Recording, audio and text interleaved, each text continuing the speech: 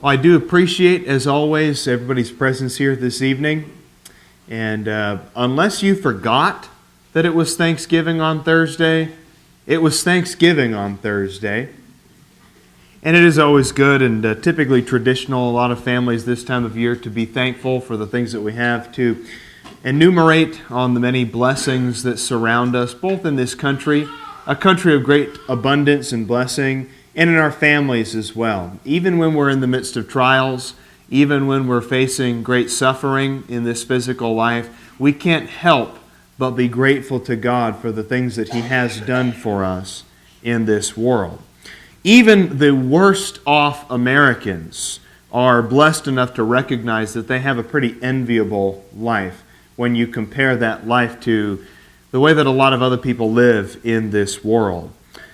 We have homes, we have friends, we have family, we have these possessions, all things to be enjoyed, and God has in fact empowered us to enjoy those things, at least to a degree, when we do have them. In Ecclesiastes chapter 5, verses 18 through 20, the writer of Ecclesiastes does make it very clear that it is God's intention, when you have good things in this life, to enjoy those good things. Here is what I have seen to be good and fitting, to eat, to drink, and to enjoy oneself and all one's labor, in which he toils under the sun during the few years of his life which God has given him. For this, he says, is his reward. Furthermore, as for every man to whom God has given these things, riches and wealth, He has also empowered him to eat from them and to receive his reward and rejoice in his labor. This is the gift of God. For he will not often consider the years of his life, because God keeps him occupied with the gladness of his heart. And of course, that's not saying that God is going to go out of his way to bless just good people and bring only bad things on bad people, because we do know that the rain falls on the righteous and the good. The book of Lamentations points out that does not both good and ill come forth from the hand of the Lord? We know that even the bad times in life are opportunities to learn and grow, that suffering gives us an opportunity to obtain a kind of perfection that we would never see otherwise. That's James chapter 1. To be perfect and complete, lacking in nothing, one must first go through suffering. But what are some of the blessings that we often don't consider? It's easy when we're around the Thanksgiving dinner table to be thankful for family, and that's a good thing. I'm not saying it's trite or unimportant to be thankful for family. And it's easy when you're around the Thanksgiving dinner table to be thankful for the food that's in front of you. And again, that's not trite or unimportant. That's not a bad thing to be thankful for the food that's before our eyes. Our homes, our jobs, our families, those sorts of things are obvious to us as things we should be thankful for. What I want to do in this lesson is take us in a different direction and consider some of the things that we should be thankful for that we don't always think about. We don't always consider. Sometimes the things that we hate the most, sometimes the things that we're just groaning the most about, sometimes there's things that annoy us even our enemies can be blessings if you look at them from a certain way. So what could you be thankful for that you maybe forgot to pray about or be thankful about on Thanksgiving Day a few days ago? Let's be thankful for discipline, first of all. Proverbs chapter 12 and verse 1 says, "Whoever loves discipline loves knowledge, but he who hates reproof is stupid." Sorry, that's in our family, we don't let Sterling say that word, but the Bible says it. But I love how bluntly he puts it, though. He puts it very bluntly, doesn't he?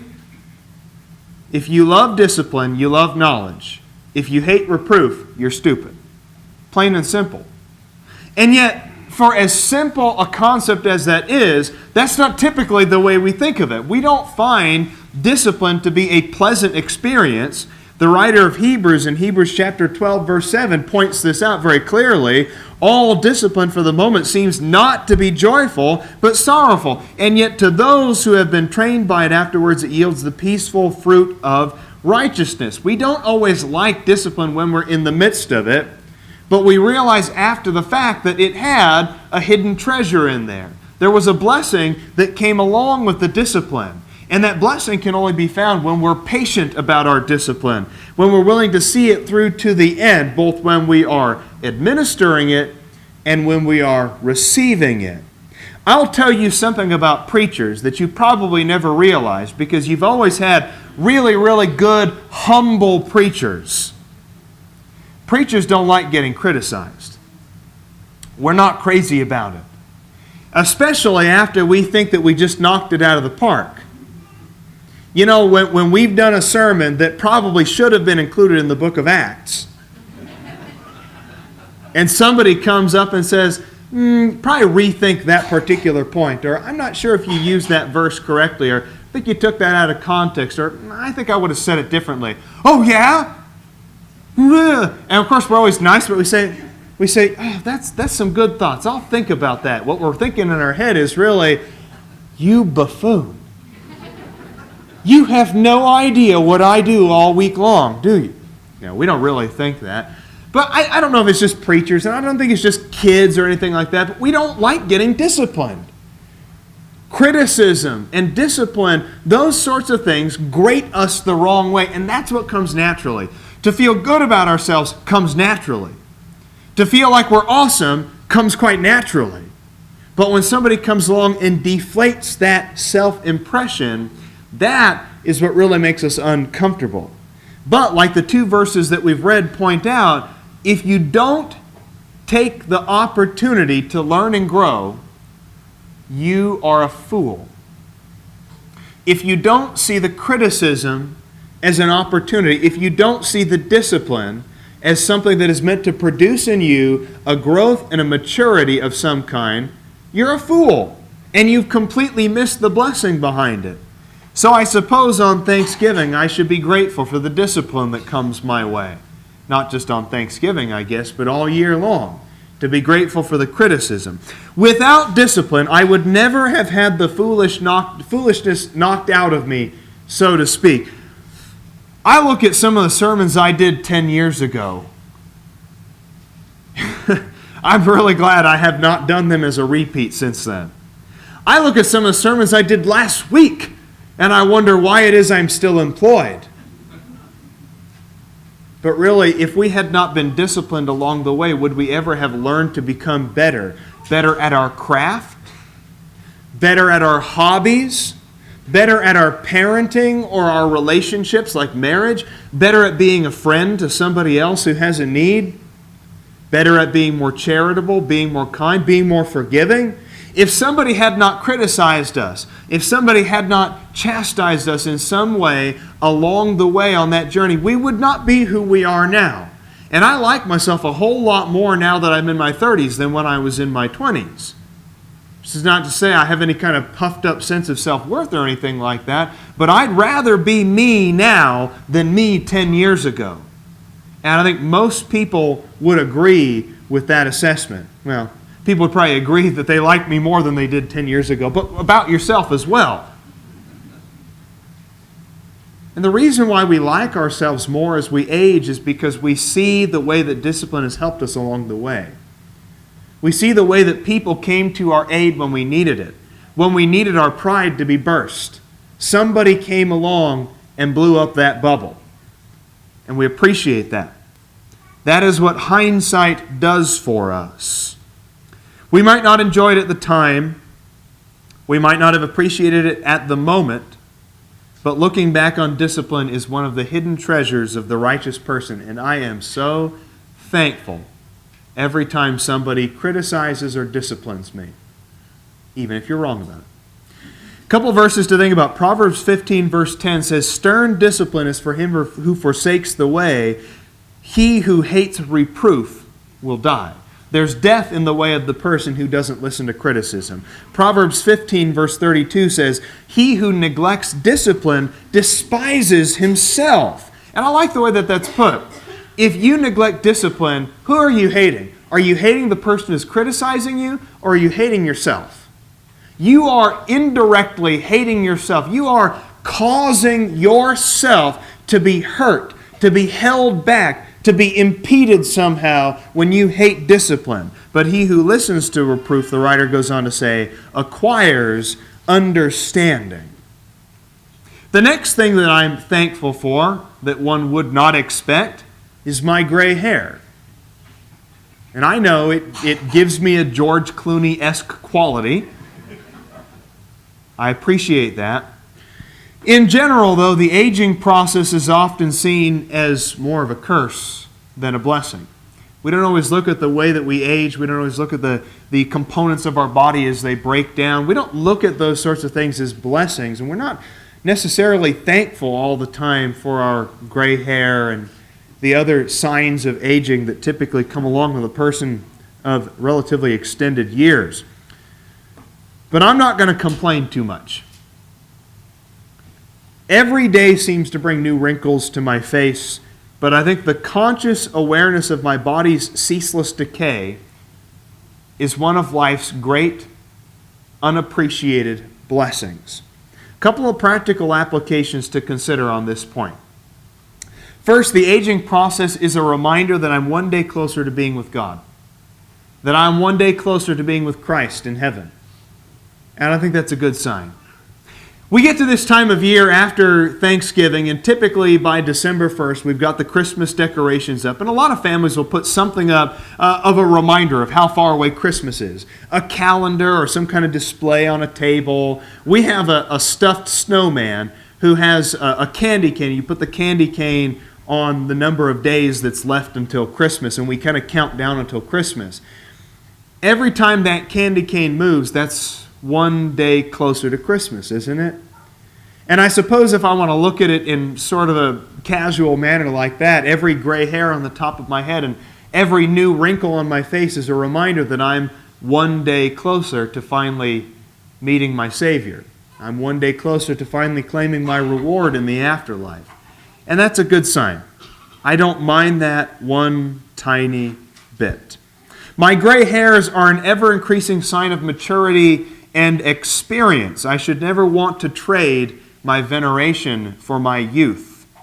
Youth was awesome. Veneration brings with it blessings that we only realize until we get there. Proverbs chapter 20, verse 29 says, "The glory of young men is their strength, admittedly so, but the honor of old men is their gray hair." So I guess if that's the case, I should embrace it, shouldn't I?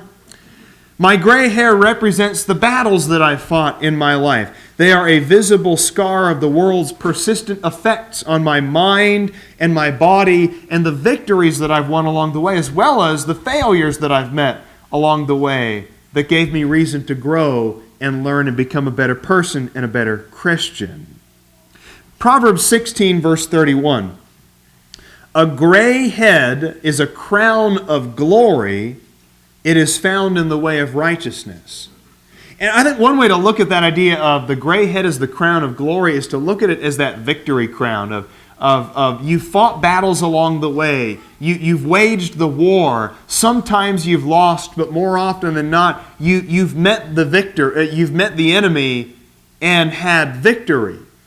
And the gray hairs on the top of your head are that victory crown that you get to wear that shows I've been there. Good friend of ours in Tucson, one of the deacons at the Northside Church of Christ in Tucson, good friend of ours, he looks at members in a congregation and he sees them as, pardon, it's his term, okay, blame him. Shannon Fleiter, if you're watching this on the internet later, this is you. But he described older members of a congregation the way that you describe gorillas in a clan of gorillas, how they've got the silverbacks. You know, the really aged gorillas, the tough gorillas, the alpha males, the leaders in the group are the silverbacks. They've got a silver sheen on their backs from their hair turning gray. And he looks at Christians the same way also. He looks at older men and older women as being kind of the silverbacks of the congregation, the people who fought the battles, the people who've been there, who've held steady, who've been faithful all along the way. And now they have a place in our group. They have a place in our group, venerated, honored, respected. And again, I suppose if that's what comes along with gray hair, that's not something to ignore or downplay.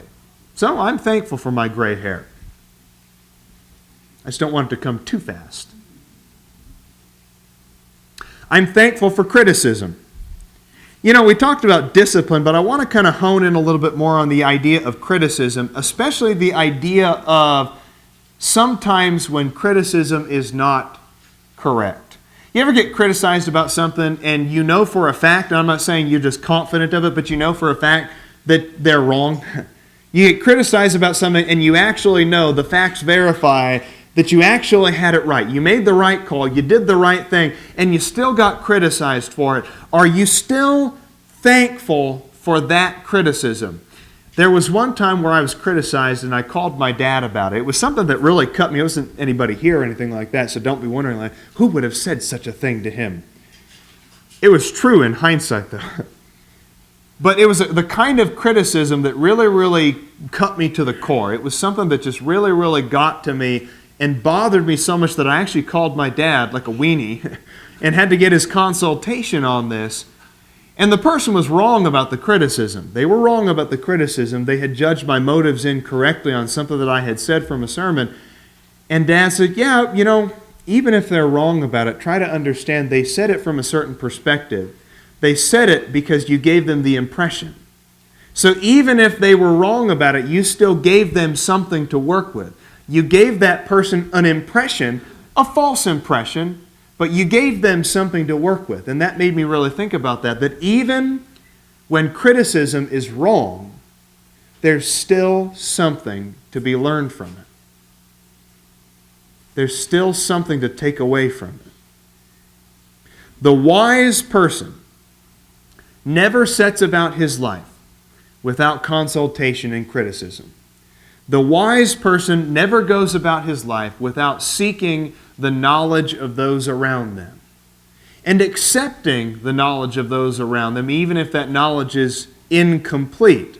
I like in Proverbs 15, verse 22, it says, without consultation, plans are frustrated, but with many counselors they succeed. The more people you have around you, the more voices that you have contributing to your life, I think the better. Now, sometimes those voices are wrong, but that's why you have an abundance of counselors. That's why you surround yourself with a lot of people. Let's just say you have one person in your life, and you listen to that person. You trust that person implicitly, and you basically take whatever they say as gospel. Now, most of the time, that person's going to be right in their assessment of things. If you trust a person that much, surely they've earned your trust. But what about that one time they're wrong? What about that one time they're way off base? Boy, another voice would have been really helpful. The more voices that you surround yourself with in this life, the more likely it is that you are going to get an aggregate of good advice from people. You want to know how to raise kids? Don't just trust one person's advice on raising kids. Don't just read one self-help book. Don't just ask one person how to raise kids. Ask a lot of people. Ask a lot of people how to raise kids, because every kid is different. Every parent is different. Every experience that they've had with their kids is different. The abundance of knowledge that you then gain, some of it's going to be useful, some of it's not going to be useful. Marriage is the same way. If you're trying to build a healthy marriage, don't try to build a healthy marriage just by one person's model. That's how they made their marriage healthy. But what if that doesn't work for you? Well, that marriage advice wasn't any good to you. But when you surround yourself with advice on how to have a healthy marriage, and there's a lot of other applications as well, how to preach. If I wanted to be a good preacher, if I wanted to be a good preacher, I'm not going to listen to just one other preacher. I'm not going to just fixate on one preacher and imitate everything about him. You listen to a lot of preachers. You listen to a lot of advice. You read a lot of books. Admittedly, there are times when we don't feel like getting criticized. We might not be in a particularly good mood that day. Or we might feel like we've just accomplished something great. That might be the least ideal time to take a beating from somebody else. And beyond that, we might have a tendency to ignore certain criticisms when we know just exactly what's coming from somebody. There are times, for instance, when we might continually make the same mistakes in life. And we keep getting the same criticism. And instead of changing, we just kind of roll our eyes like, well, here they come again, coming to tell me about that again. Well, you know, if you're tired of people criticizing you about the same thing over and over again, maybe stop making the same mistake over and over and over again. We need to be very careful to accept criticism for what it is, to embrace criticism for what it is. And if we resent correction, we're acting foolishly. The last point that I'll make this evening is this. I am thankful for my enemies. I'm very thankful for my enemies. We can tell a lot about ourselves by the way that we treat our enemies. In fact, I think we can tell more about ourselves by how we treat our enemies than how we treat our friends. And Jesus, I think, brings this point out in his Sermon on the Mount. In Matthew chapter 5, beginning in verse 44, Jesus points out, I say to you, love your enemies. He said, don't just tolerate your enemies. Don't just put up with your enemies. Don't just put on a good show or put on a smiling face for your enemies. He says, love your enemies. That's really hard to do, though. Love your enemies and pray for those who persecute you, in order that you may be sons of your Father who is in heaven. For he causes his sun to rise on the evil and the good, and he sends rain on the righteous and the unrighteous. For if you love those who love you, what reward have you? Don't even the tax gatherers do the same? Anybody can love the people who love them. That's easy. It's easy to love people who you really care about. It's easy to love people who are your family. It's easy to love people who do something for you. It's really hard to love the people who are not doing something for you. If you greet your brothers only, Jesus says, what do you do more than others? Don't even the Gentiles do the same? Therefore, you are to be perfect, he says, as your heavenly Father is perfect. It's easy to be thankful for friends. Harder to be thankful for our enemies. Without enemies, our ability to love would never be challenged. You would never know what true love really is until that love was put to the test of a person who really pushed your patience, somebody who really pushed your buttons, or somebody who harmed you. I would never know the depth of my capacity for selflessness and forgiveness if I did not have an opportunity to be selfless and forgiving. Loving those who love you, as Jesus says, does not come with the reward. What is the reward then in this context? Perhaps it's the satisfaction of a clear conscience, or the peace that comes with forgiving others and knowing that you hold no debts against anybody else. Maybe the reward is knowing that you overcome your pettiness. That's quite a blessing, isn't it? It's quite a blessing to know that you have learned by the experience gained in loving your enemies how to become a bigger person, to be the better man in a situation.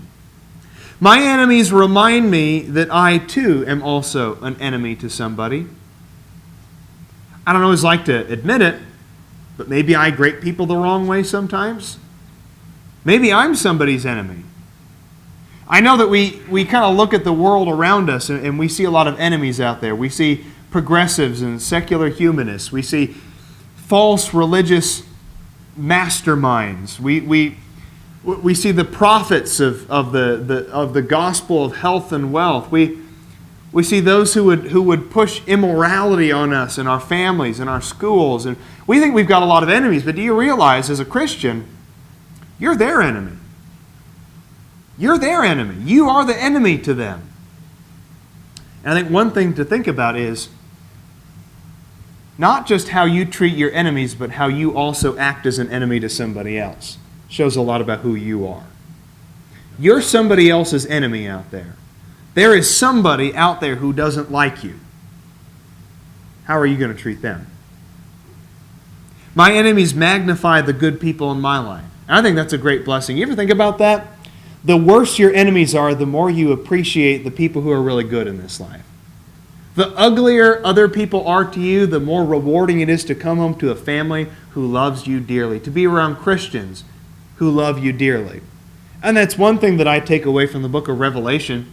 which we just finished studying, but in Revelation chapter 21, the last couple verses of Revelation 21 talk about how in that place, the New Jerusalem, in heaven, there will be no liars, there will be nothing unholy, there will be nothing unrighteous or filthy in that place, but only God's light filling corner to corner. And I think one of the greatest blessings of being in heaven is going to be surrounded by people who are wholesome, surrounded by people who are pure, surrounded by people who are righteous. The ugliness of this world magnifies the beauty of all the people in this room that work together. The ugliness of this world magnifies the Christians that I really care about in this life, the Christians who care about me. And that's a blessing we don't always think about. And finally, my enemies give me an opportunity to perfect the art of forgiveness.